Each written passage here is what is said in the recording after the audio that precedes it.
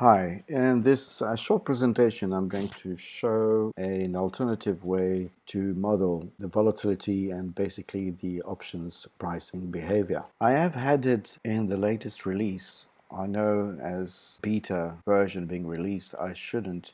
Let's say that for the sake of modeling options more properly, I do now add to the equation not only the variability of implied volatility across the option chain, but also the varying impact of the dividend yields. Dividend yield has, of course, an impact on puts and calls. If we are close to a dividend being paid out and basically detached from the underlying, it is normal that puts should go higher, put prices should go higher, the call prices should come down. So what I've done is I have actually modeled dual variable pricing model for the sake of getting closer to the market price. It is typical to PBS type of modeling, practitioners Black-Scholes modeling. As I have described in previous presentations, you can choose to discount the present value of dividends and work out a dividend-free underlying and do your modeling accordingly. I know this is a bit of an advanced topic, so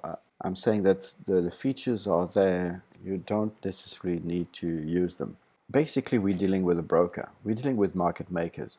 So the best is to try and fit the modeling the market makers are using. So in this instance, I have improved, so to say, the modeling by discounting the varying effect of dividend yield across the option chain. And as you can see, I am fitting in my IV calculations a lot closer to what the IB market makers are calculating. That being said, it doesn't make things a lot easier because if you look at the dividend yield curve, it can be a little bit messy. It is not so much. I mean, as you can see, the effect of dividend yield is fairly linear across the option chain. Here we have call dividend yield for expiry 2, and in this instance, this is October, and here we have the put for expiry 2, and here, and again, with the vol smile starting to play an effect, it does actually show that the dividend yield for shorter dated options is somewhat linear and then that gets to zero. So far out of the money options are basically not affected by the dividend yield. So with this additional parameter in mind, as I said, it's a dual variable,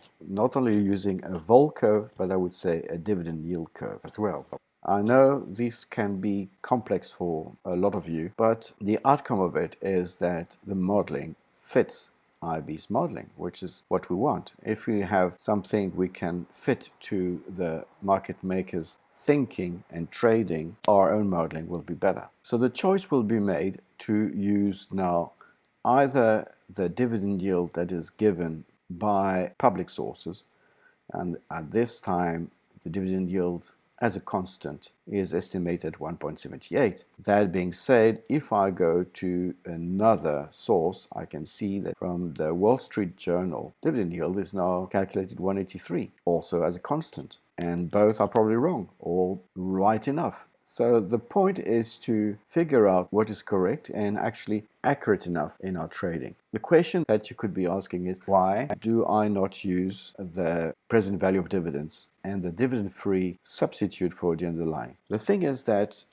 to calculate also an accurate enough value for this figure, the dividend-free substitute, what is sometimes called the U factor, you need to work out an average of a number of options, put, call, and calculate the put, call parity across the option chain. It is just as good as the quality of your sampling. So by choosing not to use, and I'm not saying that I will not offer both modeling versions in BIBOP in future releases, but I'm just offering a different approach with using now a varying dividend yield. It makes just as much sense. You can just discount the dividend and then work out in Black-Scholes. It's another PBS approach. You can discount the dividends and then work off a dividend-free substitute. But at the same time, it does also make sense that especially when dividends are being detached, are being paid out, It will, of course, impact puts and calls, and I suggest for those who are not familiar with this to go to the optionsguide.com or other very interesting websites where you will get the information about the effects of dividend on the underlying. So what I'm saying is that, of course, a dividend will have less effect on further out of the money options, and that is quite visible here. So if I go to column where it is calculated, you can see that from a fixed value of 1.7 on a short dated option, it is actually much lower, and for out of the money, further out of the money, it's actually nil. It's basically the same as having no dividend being paid. This one on row 43 is for the strike 2600, and as we know, 30 days from now, 2600 seems quite far. And if we go now to the puts for a longer dated option, the possibility of going down to 2600 is higher. And of course, the effect of the dividend yield will be slightly higher all the way down to 2600. So this approach makes just as much sense. It might be more complex, but at the same time, it does not use the put-call parity. It does not need a heavy sampling to get to an accurate calculation. It does fit IB's modeling, and again, it's probably what we need. Thanks for watching, and sorry if this topic sounds a little bit complex. The point is, of course, to offer the most accurate modeling before we move on to other spreadsheets that will use this analysis to build up combos. In other words, combine those options into positions. Again, the more accurate the modeling of individual options is, the more accurate the modeling of combos. Whatever the strategy is, it will be also more accurate overall. I am not saying that a very, very detailed, accurate calculation of options will play necessarily a very important role in terms of delta, gamma, or the Greeks on account of the smoothing and averaging effect of a large positions that have multiple strikes, multiple legs. Again, thank you for watching, and for any question, you can contact me here on YouTube or by email.